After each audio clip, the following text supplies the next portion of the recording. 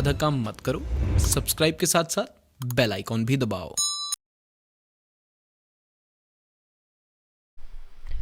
Hello aspirants, welcome to UPSC Civil Services Simplified. The end of the Cold War left the US without any serious rival in the world. The era since then has been described as a period of US dominance or a unipolar world. In this lecture, we'll try to understand the nature, extent and limits of this dominance. So let's start. So our area of discussion would be the beginning of the New World Order, the Clinton years, 9/11 and the global war on terror, the Iraq invasion, what does hegemony mean, hegemony as hard power, hegemony as structural power and hegemony as soft power, constraint on American power, India's relationship with US and how can hegemony be overcome. Let's start. Beginning of New World Order. The sudden collapse of the Soviet Union took the entire world by surprise. So it came as a huge shock and a huge surprise that the second most powerful union, that was the Soviet Union, collapsed so sudden. While one of the two superpowers ceased to exist, the other remained with all its power intact, even enhanced. So when one of the enemy of our or the main enemy has been declined, we remain as the sole superpower, and therefore USA was even much more advanced as compared to USSR, but USSR thought himself as equal as USA. But when USSR declined, there was nobody to compete USA or nobody to put restraint on USA. USA was now free. Thus it appeared that the US economy began in 1991 after Soviet power disappeared from the international scene. So it was clear right from the 1991 and the years after that that USA is now going to become a hegemonic country, and it is going to rule the world, and it is going to rule the entire world. The entire world will now work according to the US norms. This was visibly clear. Hegemony means superiority over other, or dominance, you can say. In simpler terms, you can say dominance. The term dominance would be better. But some aspects of US economy did not emerge in 1991, but in fact go back to the end of the Second World War in 1945. So the story of becoming a hegemonic power didn't started right from the 1991 after the collapse of the USSR, but started since 1945 in the Second World War. Secondly, US didn't started behaving as a hegemonic power right from 1991, but it became clear much later that the world was in fact living in a period of hegemony. So in fact, right from, we have studied in the second chapter also, right from the shock therapy regime, it was the intentions of US was clear that now US is going to rule on all the fronts, whether we talk about the economic front, the social front, political front or the military front. US is now going to rule the entire and going to administer the entire world system, the system of the world. In August 1990, Iraq invaded Kuwait, rapidly occupying and subsequently annexing it. After a series of diplomatic attempts failed at convincing Iraq to quit its aggression, the United Nations mandated the liberation of Kuwait by force. So as you can see that here the small country, that is Kuwait, and up there is Iraq. So Iraq tried to invade Kuwait, and US told that, listen, we are not in a mood to fight or something, you just don't show your dominance over other countries, let us handle things, we'll handle everything on the desk front, right? Do not you engage in war like situations. But Iraq was thinking that America, since so long it has become quiet, so now it won't be able to say anything. Then America decided, okay, words are enough, let's show them the power. So Iraq invaded. So America mandated the liberation of Kuwait by force. So that they said, now words are over, no more talking, now action. For the UN, this was a dramatic decision after the years of deadlock during the Cold War. So the principles of UN was no wars and peace. The main principles of United Nations was let there be peace in the entire world. So UN was hesitating to give permission to America, but then America proved its point that it is for the welfare of the Kuwait people, it is welfare for the general public and for the whole humanity, so that no other power could exist like such. If we do not curb them now, this will be a huge power. This will be like giving advantage to a huge global power. In negative terms, obviously in negative terms, because in positive terms USA was thinking itself that it is ruling or it is controlling the entire world in the positive terms, so as to maintain security of the entire world, peace in the entire world. That USA was thinking its main responsibility as a big brother. So the US President George H.W. Bush hailed the emergence of a new world order. So then the President Mr. George Bush, H.W. Bush, said that now it's time for a new world order and for America to show its power again. Let's invade into Kuwait and throw out Iraq from there. So a massive coalition force of 6,60,000 troops from 34 countries fought against Iraq and defeated it in what came to be known as the First Gulf War. So it came to be known as the First Gulf War because obviously these are Gulf countries, and then America used its force. However, the UN operation, then UN gave its permission, so it is now UN operation, right? The UN operation, which was called Operation Desert Storm, so it was given the name Operation Desert Storm, was overwhelmingly American, and American General Norman Scarfosh led the UN coalition, and nearly 75% of the coalition forces were from the US. So majority of the military personnel were from USA, and remaining 25 were from other 33 countries. So main power was American, and obviously the mission was mainly American oriented, because American wanted to show its dominance and America wanted to show its power to the world, that what we can do. Although the Iraqi president Saddam Hussein had promised the mother of all battles, so he said, let America come, we are also bigger than America, and this will be the Gulf War, the first Gulf War will be the mother of all battles, and we will show America what we are. But the Iraqi forces were quickly defeated and forced to withdraw from Kuwait. But nobody can stand against American military power, and this will be forever. This will be not for yesterday or for today, but military is the strongest term of USA. Military is the strongest, you can say. The main pillar of USA on which USA boasts is the military. So the first Gulf War revealed the vast technological gap that had opened up between the US military capability and that of other states. So although other states were also performing the operation with USA, they saw that what a huge gap they have in terms of technological warfare with USA and themselves. So USA was having much more technological advancement in military warfare as compared to other countries. So the high publicized use of so-called smart bombs by the US led some observers to call this a computer war.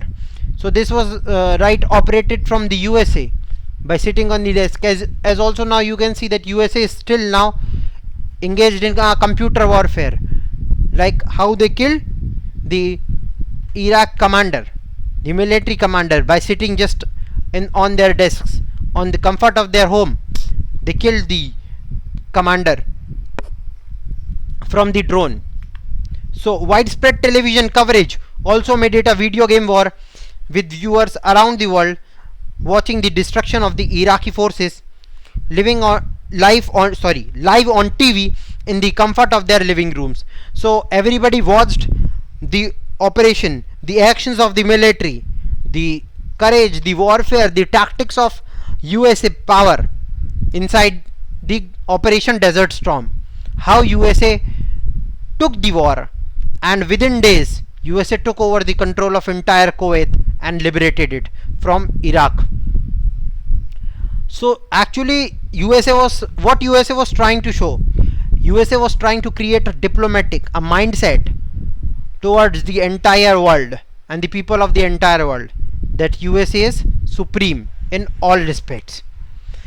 Incredibly, the US may have actually made huge profit from the war. According to many reports, the US received more money from countries like Germany, Japan and Saudi Arabia than it had spent on the war. So this was a profit game for USA, as USA had made a lots of profit from this war, and whatever they had spent on the war, they had actually got more in terms of money from different countries. Now beginning of a new world order. Despite winning the Gulf War, George H.W. Bush lost the US presidential elections of 1992 to Bill Clinton. So now William Jefferson Bill Clinton came as a new president of USA in 1992 elections, who had campaigned on domestic rather than foreign policy issues. So he was the person who focused on internal issues rather than on external issues. So rather than concentrating on the entire world, Mr. William Jefferson Clinton, he focused on the internal matters of America, thus gaining the public attention of America, and won the presidential elections. Bill Clinton won again in 1996, and thus remained the president of the USA for 8 years. Again he won in 1996 and remained in the power for 8 years. During the Clinton years, it often seemed that the US had withdrawn into its internal affairs and was not fully engaged in world politics. So now USA was not engaged in world politics, rather it was concentrating on its internal matters.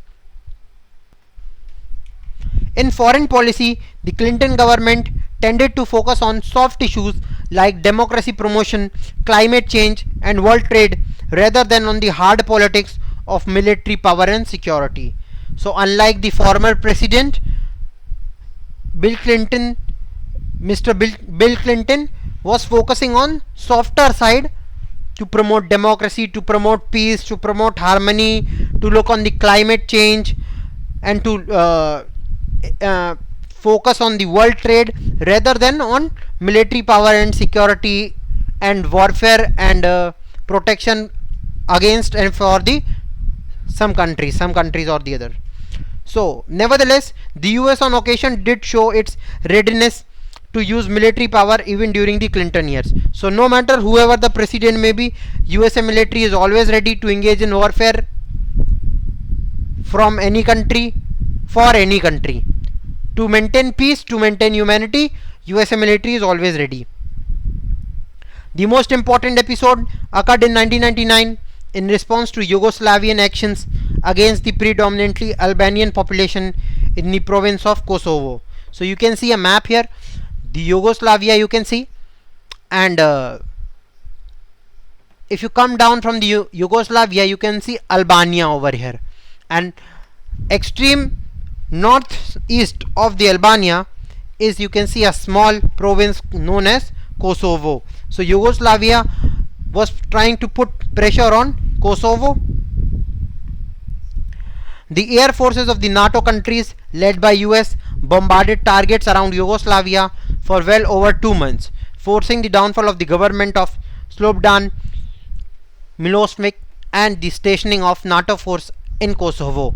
So what happened is, the air force of NATO countries, that was North Atlantic Treaty Organization, headed by US, they all engaged in an air attack on Yugoslavia and bombarded the targets of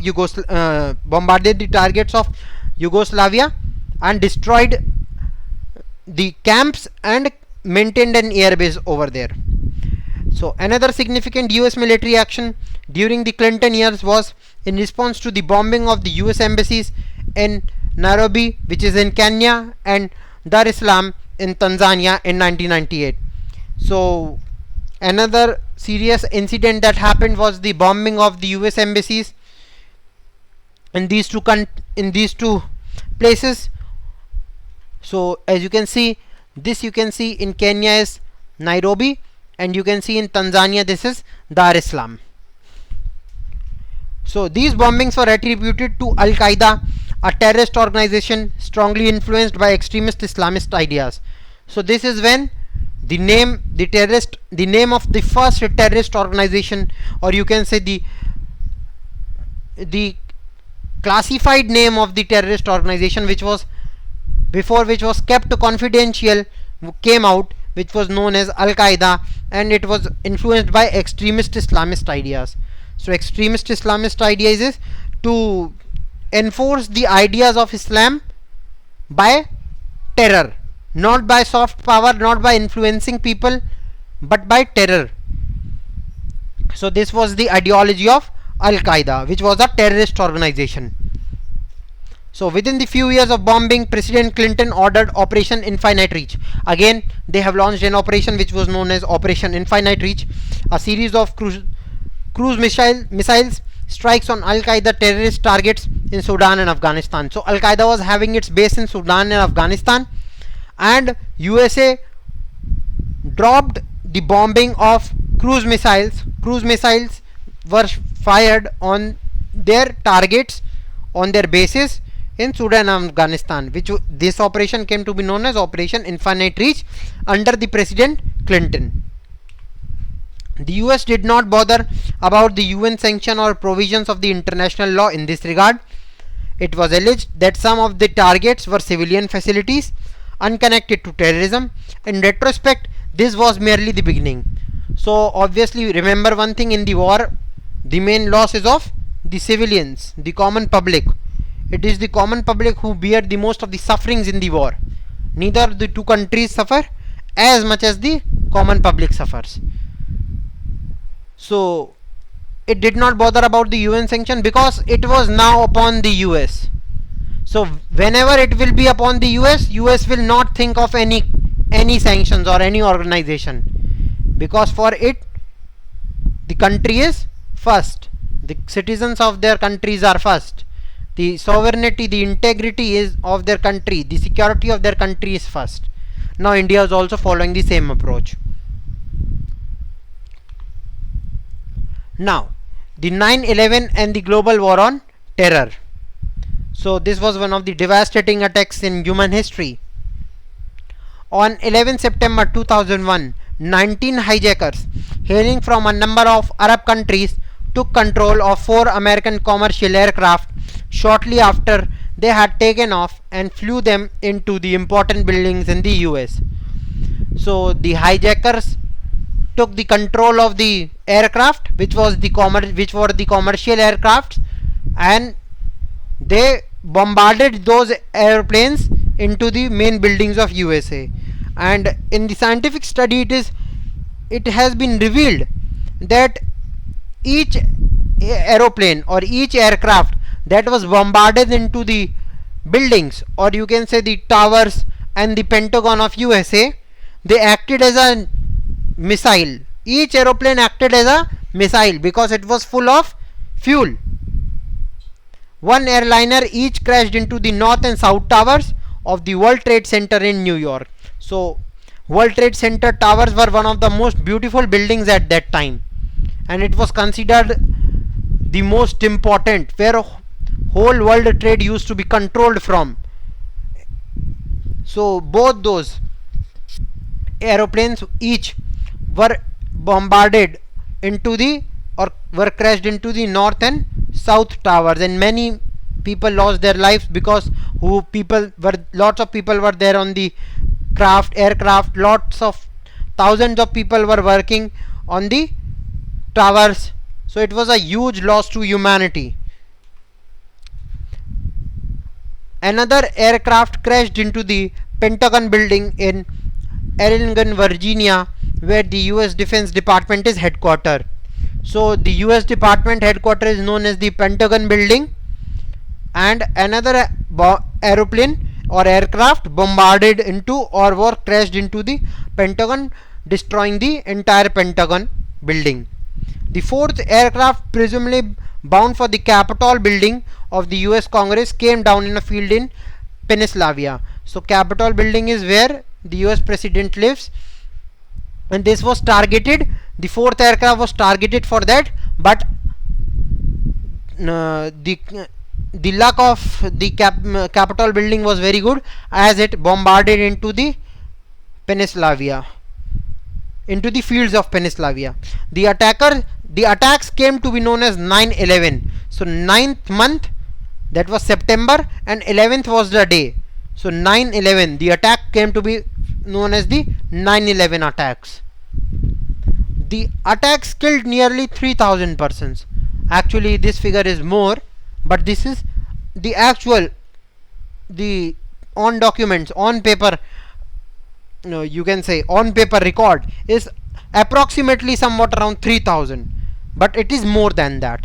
In terms of their shocking effect on Americans, they have been compared to the British bringing of Washington DC in 1814, British bringing of Washington DC in 1814, and the Japanese attack on Pearl Harbor in 1941. So it has been compared as much, because you can see the attack on Pearl Harbor was the main cause of the dropping of the nuclear bombs. So it was as much as shocking as these incidents.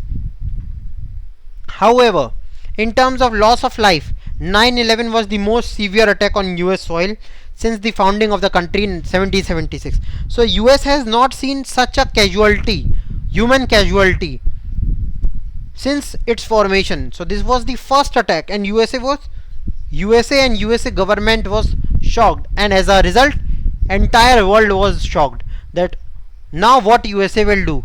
Nobody was sure that now what USA will do, because when Pearl Harbor attack was there, USA dropped 2 bombs consecutively, and this is considered to be more devastating than Pearl Harbor attack. So it was a grim situation, it was very tensed situation, that now what USA will do. So the US response to 9/11 was swift and ferocious. So US was confident of its revenge. Now USA said now it's time for us to get into the game and to win the game, and its response was swift, its response was immediate. Clinton had been succeeded in the US presidency by George W. Bush of the Republican Party, son of earlier President George H.W. Bush. So George W. Bush was the son of President George H.W. Bush, and he was of the Republican Party, and he was confident that now USA will not spare any of the persons who were there who were responsible for these attacks. Whether it is any of the country, we do not care.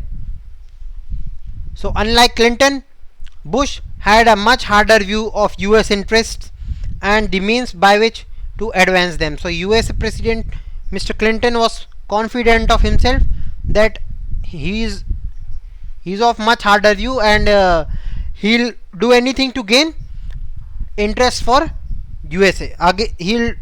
He'll do anything to secure USA's interest. As a part of its global war on terror, the US launched Operation Enduring Freedom. So an operation was launched, Operation Enduring Freedom, as a part of global war on terror. So global war on terror is a main principle of United Nations, right? So as a part of that, respecting UN, USA launched an Operation Enduring Freedom, and it was suspected that mainly Al-Qaeda and Taliban regimes are behind the attacks, whose base are in Afghanistan. So now USA was confident what we have to do and how we have to do, and now we have to catch the leader of these mastermind or the people who were behind these attacks. And after a little time, since the 9/11, US's CIA, which is their secret agency, they came to know that it is none other than Osama bin Laden behind the attacks of 9/11. The Osama bin Laden was the leader of Al Qaeda, and he was the mastermind behind the 9/11 attacks. The Taliban regime was easily overthrown, but remnants of the Taliban and Al Qaeda have remained potent, as it is clear from the number of terrorist attacks launched by them against Western targets since. So again, lots of attacks were happening in not only on the Western side but also on the entire world. Like you can see, the Indian Parliament attacks were there. Lots of attacks were there, of whom Al Qaeda was held responsible. So actually they had been overthrown from Afghanistan, but still their remnants could be seen on other countries. Remnants in the form of actions can be seen on the other parts of the world. So the US forces made arrests all over the world, often without the knowledge of the government of the persons being arrested, transported these persons across countries and detained them in secret prisons. So USA was having its base almost in all the countries of the world, and thus it was very easy for USA to pick any person who was suspicious of the terrorist attack, take him to their own homeland and put them into secret prison. So it was an act like nobody. The helicopter came and everybody thought it is a part of their military, ups and downs, daily ups and downs, but they detained that person and took their person to their homeland. So some of them were brought to Guantanamo Bay in US naval base in Cuba, where they did not enjoy the protection of international law or the law of their own country or that of the US. So those persons who were brought in the base of Cuba, they did not enjoy even the basic human rights. They were terrified so much that why you have done such an coward act, why you have killed the innocent people. So it is right to treat them as like this. So they were not given even basic rights, no, even international law or law of their own country. They were not given any kind of protection. Even the UN representatives were not allowed to meet these prisoners. So even UN representatives were not allowed, that even you cannot meet those, because those are such terrorists, such extremist terrorists of some such extremist ideas, that they are not allowed to be meet any person of any other humanity or humanity. They are much beyond humanity. They are having no human left behind them, left inside them. So if you want to have in detail, if you are interested in this particular topic, 9/11 attacks and what happened, how Osama bin Laden was killed, you can see the movie Zero Hour 30. It is somewhat like this, Dark Hour 30. Very good movie. Right. So the Iraq invasion. On 19th March 2003, the US launched its invasion of Iraq under the code name Operation Iraqi Freedom. More than 40 other countries joined in the US-led coalition of the willing after the UN refused to give its mandate to the invasion. So UN did not give the permission this time, that okay, America, you have done enough. Now it's time for you to slow down, and we are not giving permission to conquer into Iraq or to invade into Iraq. So US said, okay, don't give permission. We have support of other countries. We'll do it on your own. No need of your permission. But we are confident that now we are going to invade into Iraq and set up our base over there. So the ostensible or the primary purpose of the invasion was to prevent Iraq from developing weapon of mass destruction. So CIA had some knowledge from its classified sources that Iraq is going to developing weapon of mass destruction. So what are WMDs? WMDs are of three types: either of nuclear warfare, some nuclear weapons, biological or hazardous weapons like the China virus or something like this, the biological chemical weapons or something, and the radioactive or something which destroys the entire humanity. So these kind of weapon of mass destruction, as the term suggests, the weapon which can destruct the mass, which destroys a mass population in one strike, that weapon is known as weapon of mass destruction. Since no evidence of WMD has been unearthed in Iraq, it is speculated that the invasion was motivated by other objectives such as controlling Iraqi oil fields and installing a regime friendly to the US. So they wanted to install a regime friendly to the US and they wanted to have a control on Iraqi oil fields. As there was no evidence that there are some WMDs, so it was considered by the critics of the USA that they are just trying to invade into Iraq as they have invaded into Afghanistan and other countries and to set up their base. Although the government of Saddam Hussein fell swiftly, the US has not been able to pacify Iraq. So the government of Saddam Hussein fell, but US was not able to calm Iraq. So here is what USA was having a negative point. It had no policies on the invaded countries or on the countries where they were having the base. Instead, a full-fledged insurgency against US occupation was ignited in Iraq. So all of the Iraq came together and attacked, or they were having an insurgency towards the US military. So over 3,000 military personnel were or they had lost their lives, but the Iraqi casualties were much higher. So although US had a loss, but the loss of Iraq was much higher.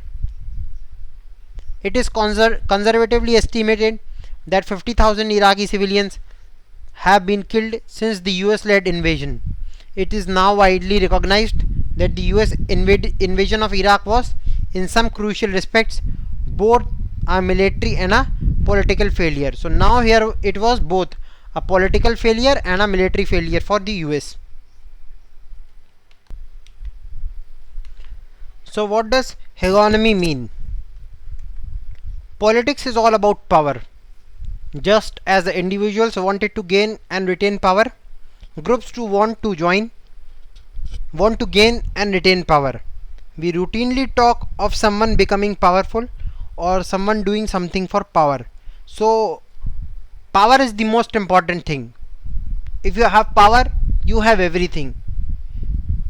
Thus power is everyone's grave or everyone's need. Power is required by everyone, whether it is individual or a country.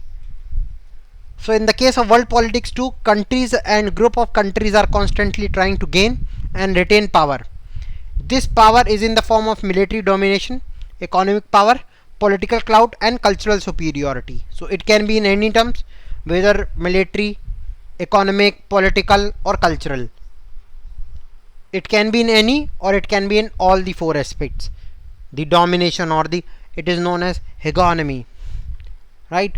For instance, during the year of the Cold War, 1945 to 1991, power was divided between the two gaps of the countries, and the US and the Soviet Union represented the two camps or centers of power in international politics during that period. So it was known as the First World and the Second World. Obviously we have studied Cold War so much.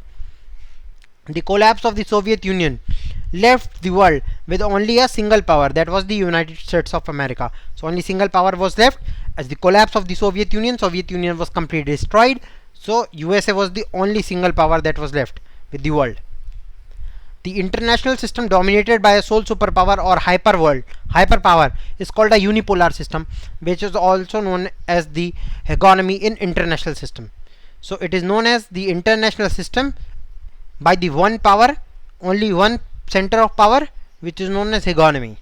So everything will be done now according to that particular country.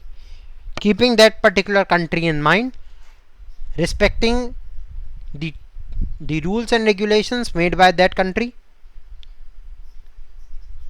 Hegemony as hard power. The roots of the word hegemony lie in the classical Greek. The word implies the leadership of predominance of one state and was originally used to denote the predominance of one state and was originally used to denote the predominant position of Athens in relation to the other city-states of ancient Greece. So it is a Greek term. The term is denoted from the Greek origin and it means predominance of one state over the other. Thus, the first meaning of hegemony relates to the relations, patterns and balances of military capability between the states. So first meaning of hegemony, as I told you, hegemony has three meanings: in the hard power sense, in the soft power sense, and in the traditional power sense, right? So first meaning is in the military capability. Hard power is known as military.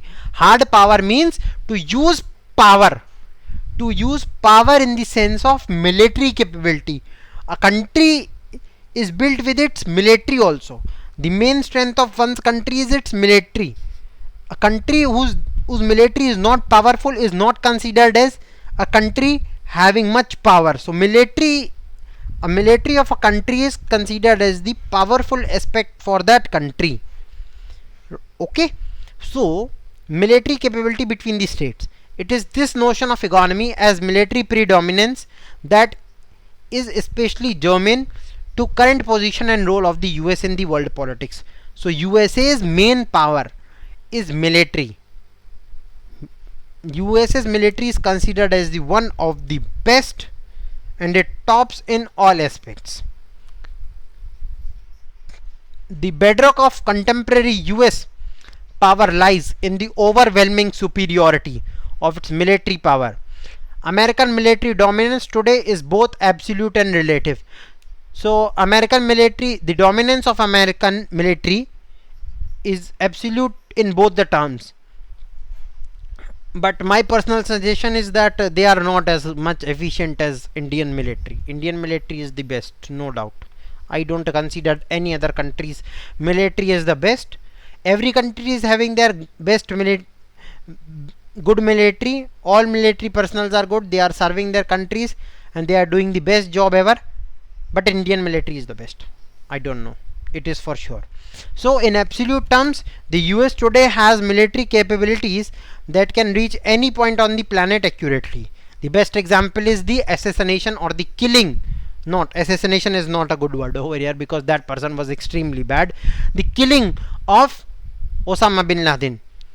So they got into Pakistan, they searched for him, they were confident that they were there. All those 121 days research, you can see in that Zero Dark Hour 30, that movie is extremely good, extremely. I will suggest during the entire course of the mains, I will suggest you some or the other movies to see.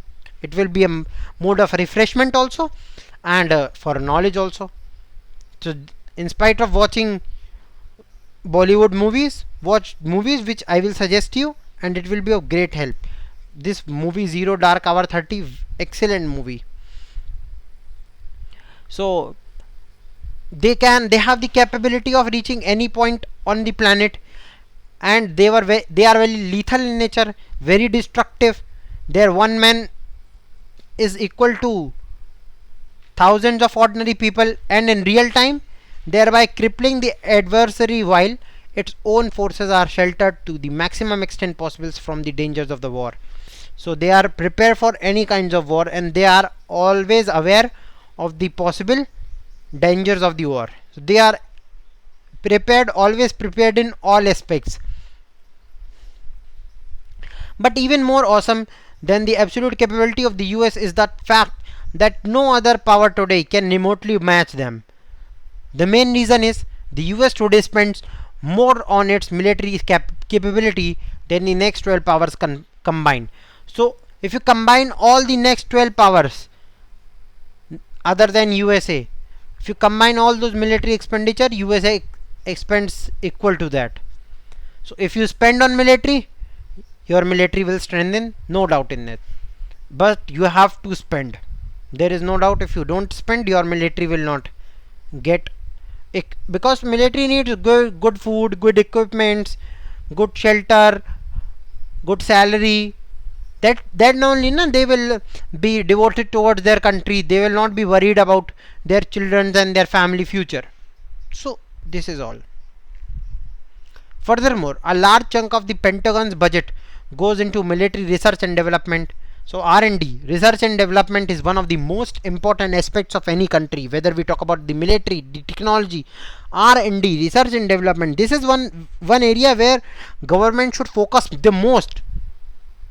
And it is very sad to know that Indian government spends only 2% in R&D, research and development, unfortunately. But now things are getting much better. After the coronavirus will go, we have learned a lot from this coronavirus. We are going to be becoming independent in terms of we are having new friends, some permanent friends, but some friends who were considered as the best friends of one of the best friends of ours have betrayed us. They have become Brutus. So the USA has taught us many good things, and the coronavirus has taught us many good things and the many bad things, although it had made us realize lots of things. Chalo, let's get back to topic. Thus the military dominance of US is not based on high military spending, but on a qualitative gap, a technological chance that no other power can at present conceivably spend. So the main theme is they are spending on the qualitative aspects as well as on the quantitative aspects, right? So they are, in the qualitative aspects, they are spending more on research and development. In the quantitative aspect, you can see that it has the highest budget. So these two are the main reasons why USA's military is the strongest. USA military is the most strongest. Next, undoubtedly, the US invasion in Iraq reveals several American vulnerabilities. The US has not been able to force the Iraqi people into submitting to the occupation forces, to the US-led coalition. So you can say the influencing power of US to influence someone, to make them into our words, to bring them into our bag, US is not into that. US is not perfect for that. USA is lagging in that term. USA knows how to use its hard power, but they cannot convince someone, they cannot convince someone to do something. To fully understand the nature of America's weakness, however, we need to have a historical perspective. So imperial powers through history have used military forces to accomplish only 4 tasks: to conquer, deter, punish and police. So they, right from the beginning, they have always used their military to attain their objectives. So they do not know on the soft power diplomatic side. As the Iraq invasion shows, the American capacity to conquer is formidable, impressive. Similarly, the US capability to deter and to punish is self-evident. Their US military capability has thus far been shown to have serious weakness, which is in policing an occupied territory, or making policies or policing an occupied territory, to control, to regulate the occupied territory. This is one of the weakness where US military is not that good, but here Indian military is very good. Indian military is good in all aspects. Policing also they know, they hard power also they know, everything they know, all the aspects. They are good in all the aspects.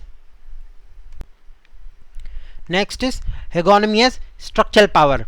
The second notion of hegemony is very different from the first, as it emerges from a particular understanding of world economy. So first was the military, now this is entirely different from the first one. This is on the economic side, how USA has done its done its dominance or done its hegemonic power in terms of structural or economic terms.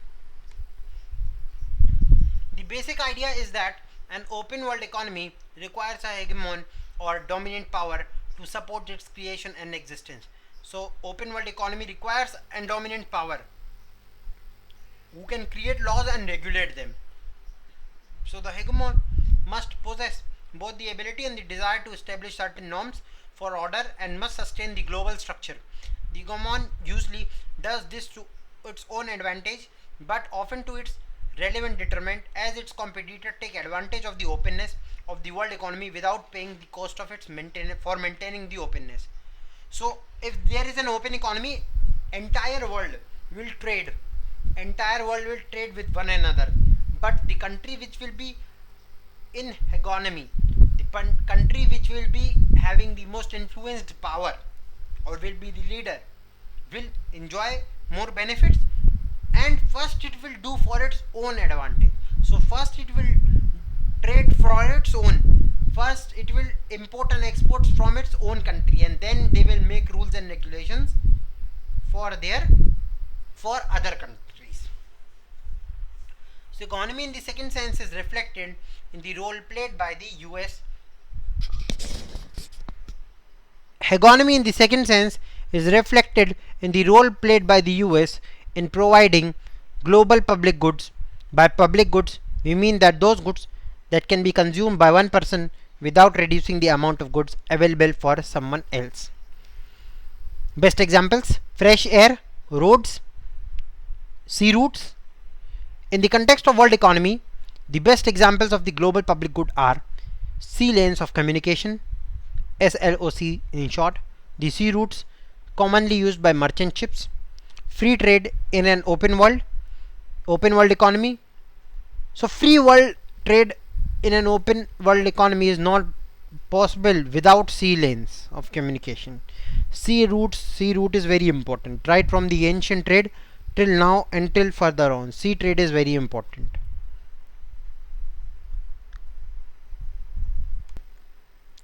It is the naval power of the hegemon that underwrites the law of the sea and endures freedom of navigation in international waters. So as I told, that naval power is the one of the most important in ensuring freedom of navigation. So especially in international waters, because international waters is controlled by the UN. International waters are under the UN power, so they are controlled according to that particular situation. Since the decline of British naval power after the Second World War, the multi-oceanic US Navy has played a major role. So British naval power was one of the most powerful naval force, but after the depletion of the British naval power, especially after the Second World War, the US Navy took control over the entire water forces, or the entire international water. Means they surveillance perspective, not the control, the surveillance perspective. Another example of a global public good is the internet. Internet, is of the American origin, although it is seen today as making the virtual world of the World Wide Web possible. We should not forget that internet is the direct outcome of the US military research project that began in 1950. The boon is given by the US, the internet. Even today, the internet relies on a global network of satellites and deep sea cables, most of which are owned by the US government. As we know, the US is present in all parts of the world, in all sectors of the world economy, and in all areas of technology. The US shares of the world economy remains an enormous as 28%. So you can see huge amount of the global influence in terms of economy also USA is having. The US also accounts for the 15% of the world trade. If intra-European Union trade is included in the world trade data. So US accounts for 15%. There is not a single sector of the world economy in which an American firm does not feature in the top 3 list. So this is the main power. Another main power of USA is the economic power, other than military power. It is important to remember that the economic preponderance of the US is inseparable from its structural power, which is the power to shape the global economy in a particular way. So entire global economy is controlled by the US, especially if you can see relate with the day to day, the up and down of the dollar influence even our own currency, that is rupees. The entire country, the entire trade of the world is controlled by the global economy of USA. After all, the Bretton Woods system set up by the US after the Second World War still constitutes the basic structure of the world economy. Thus, we can regard the World Bank, International Monetary Fund, IMF and World Trade Organization as the products of the American economy. So you can see the World Trade, IMF or the WTO are all the products of American leadership.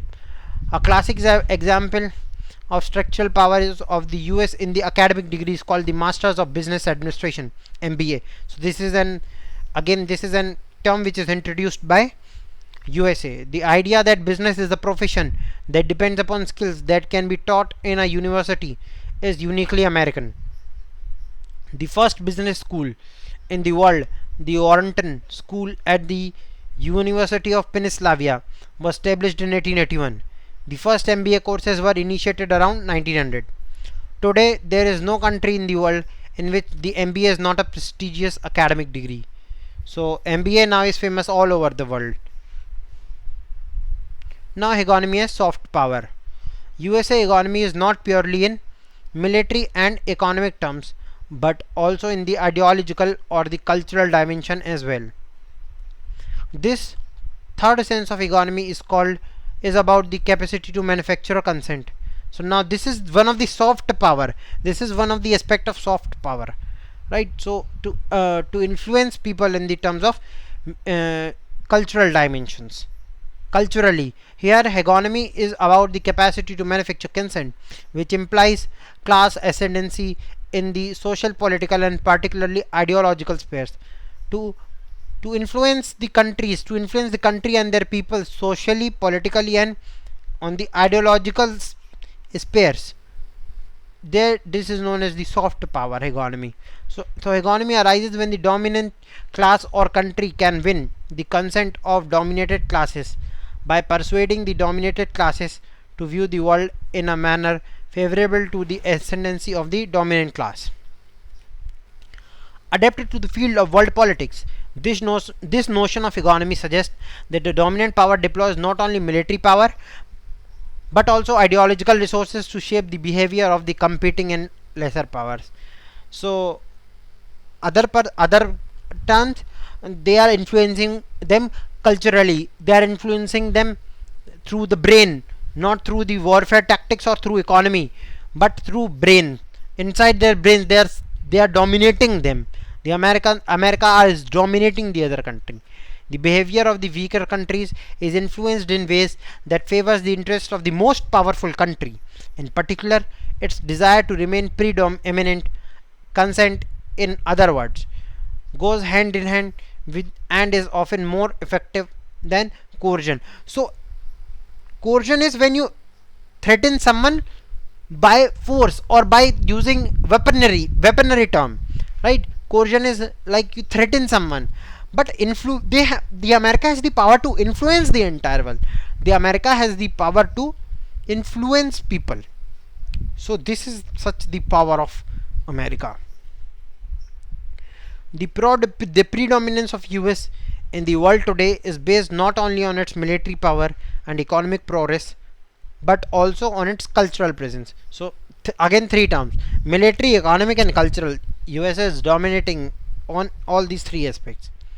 So whether we choose to recognize or not, all ideas of the good good life and personal success, most of its dream of individuals and societies across the globe are dreams shown by our own practices of the 20th century America. So America has brought all these terms that each person should have a good life, personal success is something, dreams of the individuals and it is to be fulfilled, society must remain, society must be established, and everything must be done to for the good of the society. All these were all these terms were brought by USA.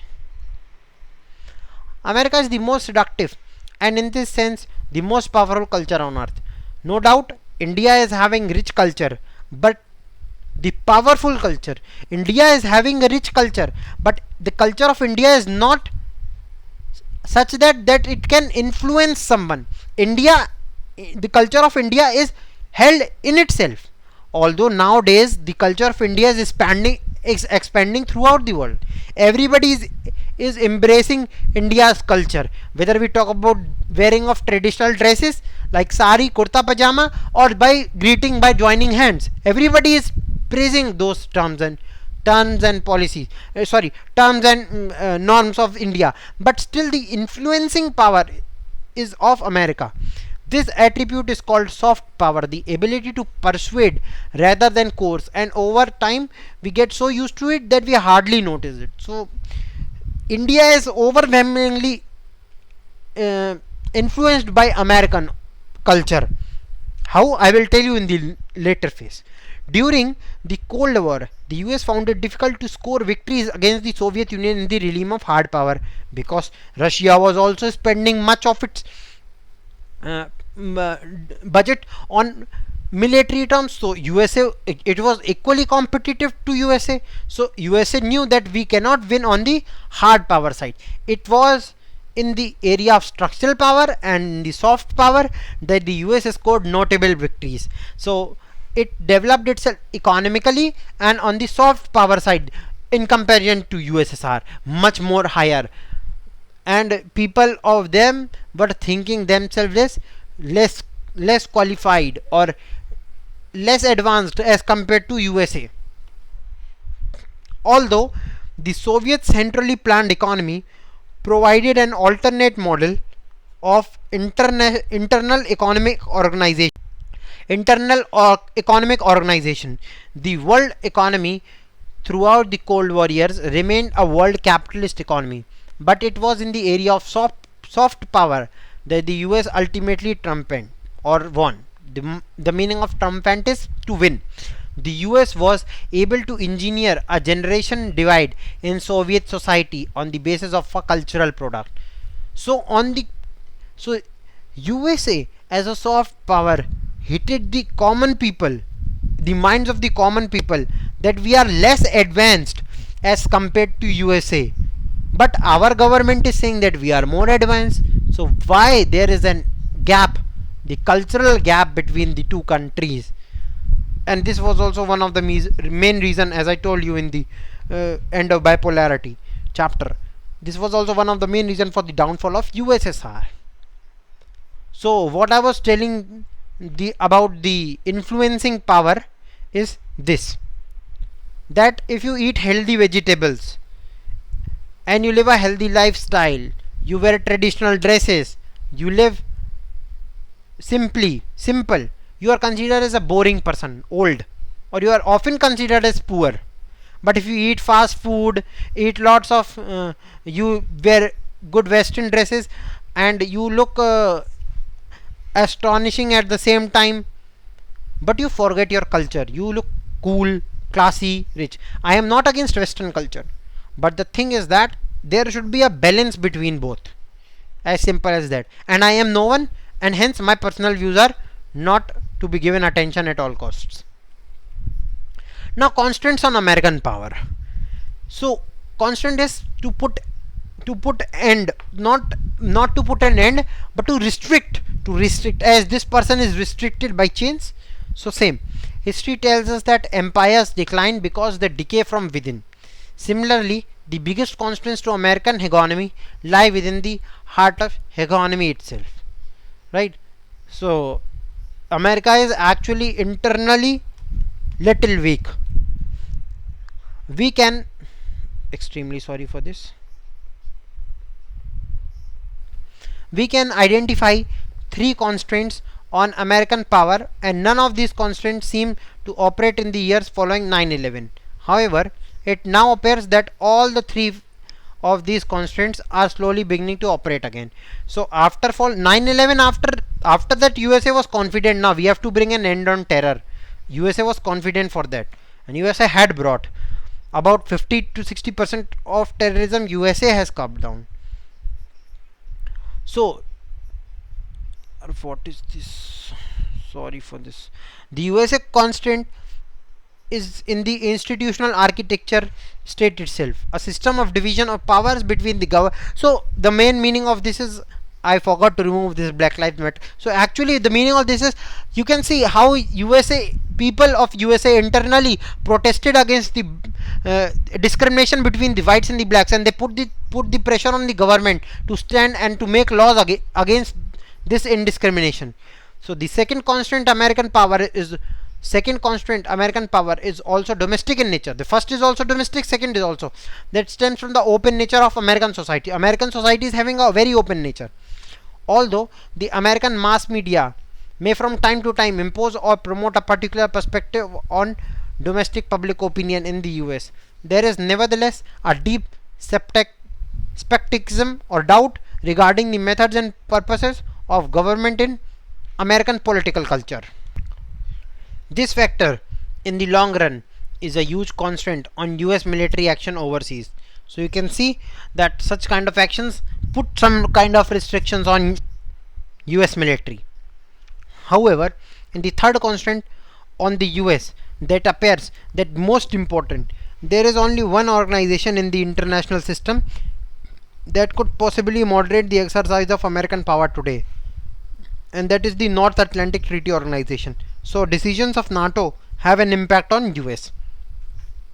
The US obviously has an enormous interest in keeping the alliances of democracies that follow the market economies alive, and therefore it is possible that its allies in the NATO will be able to moderate the exercise of US economy.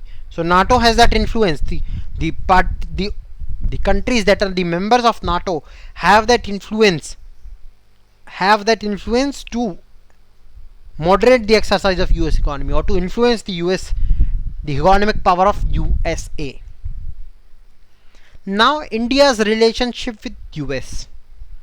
Everybody knows that USA's relation with India, or India's relationship with USA, are in a neutral phase. If we talk about the current aspect, the relationship between India and USA in President Joe Biden administration is somewhat neutral, or somewhat on the adverse side. But when Mr. Donald Trump was the president, India enjoyed a very good friendship with USA. So India and USA are also good friends, because the economy of USA is largely, or if not largely, to some and main extent, is influenced by the Indian thoughts, Indian diaspora, Indian policies against US, these all things. Although we will read Indian USA current portion when we will see the major difference between the Indian perspective of Mr. Donald Trump and how Mr. Joe Biden's administration is going to change the way of India's policies towards US. So during the Cold War years, India found itself on the opposite side of the divide from the US. India's closest friendship during those years was with the Soviet Union.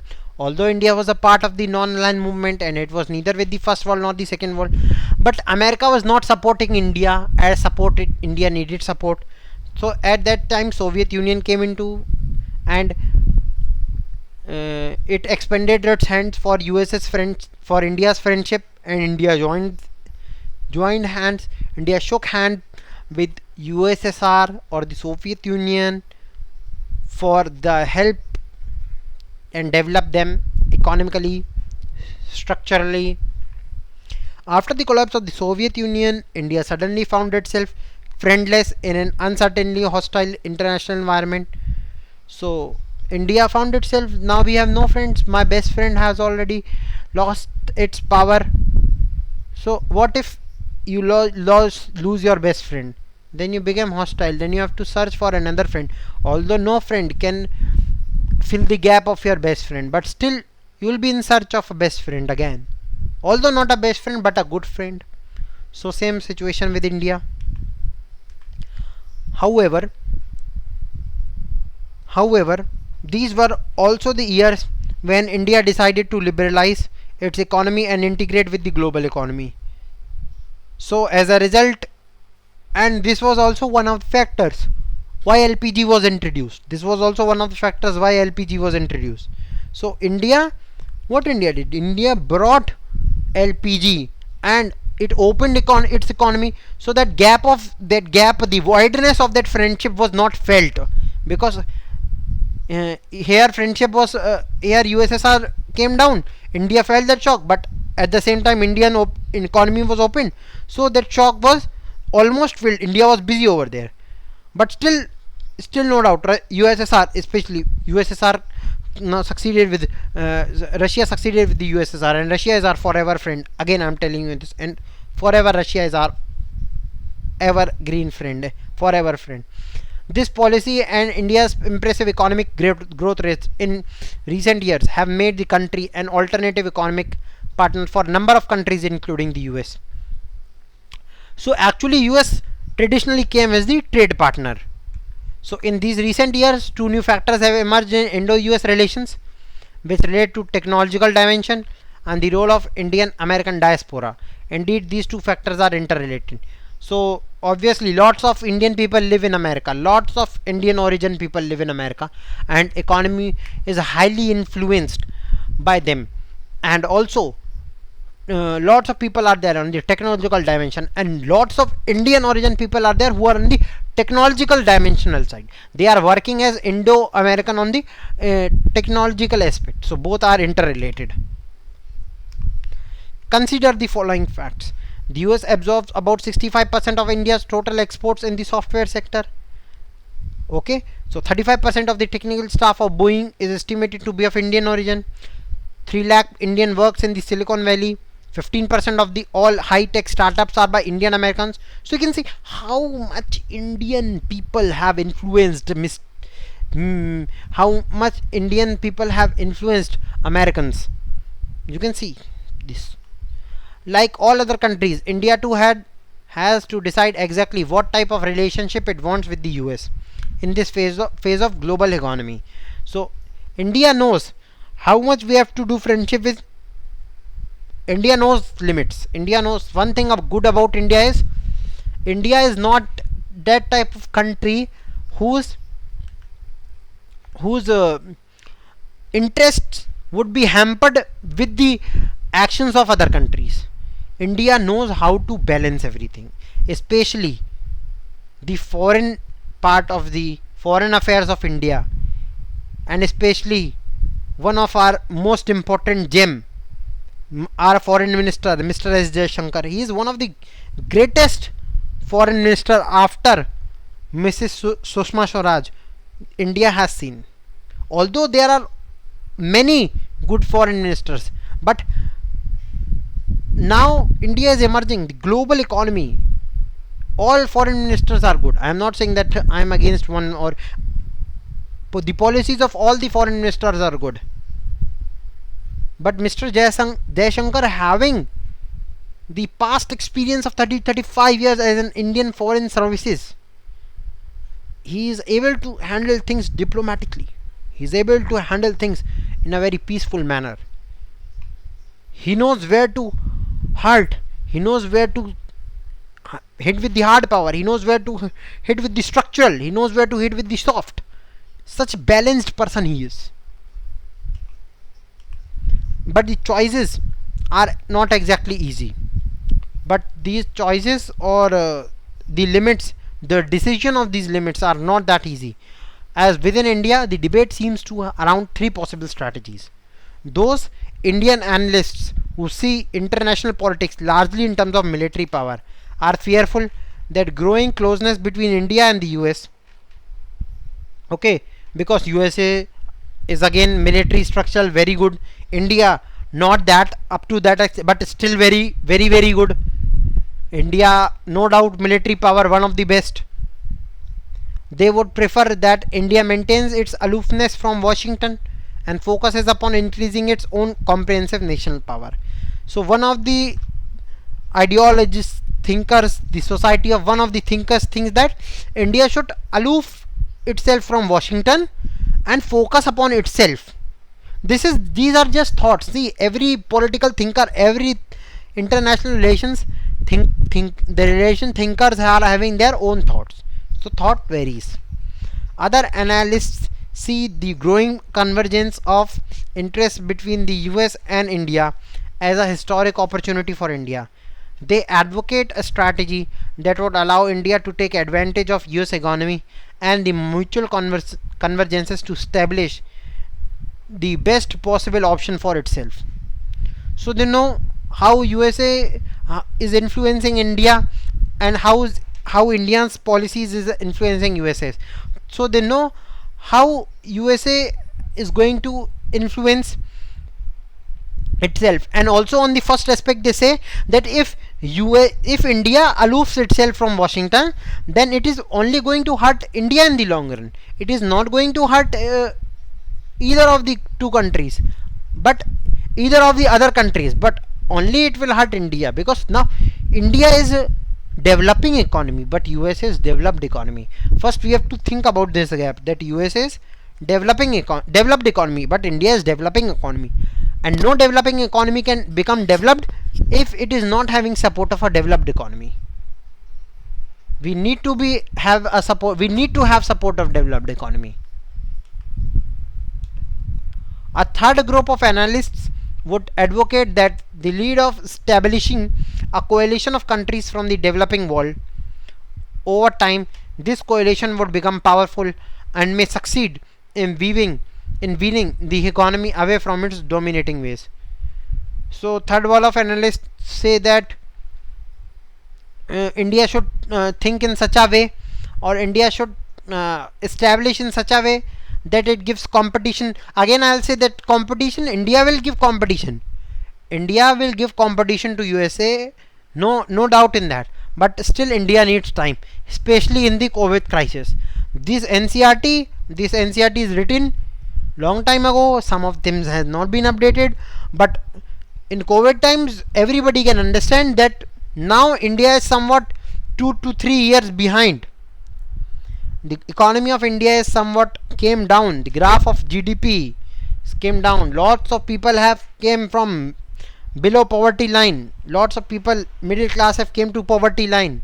So we need to understand this. These things are important, as a country is mainly run by its common public, also by its rich persons, no doubt about that, but mainly common public, because rich persons are in concentrated, but main people are in dilute form. So India's US relations are perhaps too complex to be managed by a single strategy. India needs to develop an approximate mix of foreign policy strategies to deal with US. Now you can see also that USA was not ready to release raw material. Then our national security advisor Mr. Ajit Doval talked with USA's NSA, and USA released the material. So India has the capacity to put its power to put the diplomatic pressure on USA. Also India knows how to have a policy, and it is suggested that India should have a mix of foreign policy strategy to deal with the US. Next is, how can hegemony be overcome? So how long will hegemony last? How do we get beyond hegemony? These questions bother our mind. These become, for obvious reasons, some of the burning questions of our time. Obviously, how long will USA last? How long will how long will USA's economy last? How long USA will dominate over all the entire world? So in international politics, very few factors formalize curtail the exercise of military power by country. So unless and until USA is having economy in the military terms, it is impossible to defeat him. Almost impossible to defeat him. There is no world government like the government of any country. So there is no world government to regulate the world politics. So international organizations are not world governments. They are just to maintain peace and harmony. They are bodies that are not created to function or to regulate any government, but to regulate peace and harmony, and to see that no activities which are inhumane in nature exists. Thus international politics is politics without government. So international politics is politics without government, and here government does not play a major role. There are some rules and norms called the laws of war that restrict but do not prohibit war. So although the laws they restrict, but they do not prohibit war. So the rules made by international politics, they do not prohibit. You can, and nobody can prohibit a war, only you can restrict.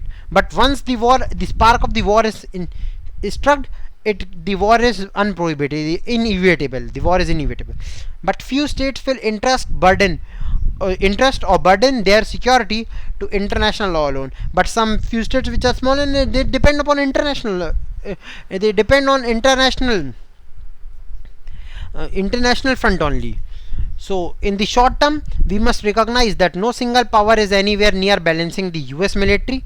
A military coalition, again, the US is even less likely to give the differences that exist among big countries like China, India and Russia that have the potential to challenge US economy. Although countries like China, India and Russia have the potential to challenge US economy, but they do not have the challenge to stand against the US military. They do not have the potential to stand against the US military, because US military is one of the most you can say 60% strength of US's economy. So some people argue that it is strategically more prudent to take advantage of the opportunities that economy creates. For instance, raising economic growth rates requires increased technology, trade and investment, which are best acquired by working with rather than against the government. So if any country wants to develop itself having high positive growth rates in trade, technology transfers and investment, they have to work with the hegemon country, not against the hegemon country. So you cannot go against your leader. One thing is for sure, against the leader or the global leader.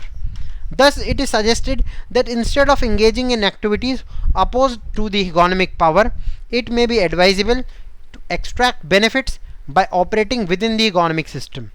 This is called the bandwagon strategy.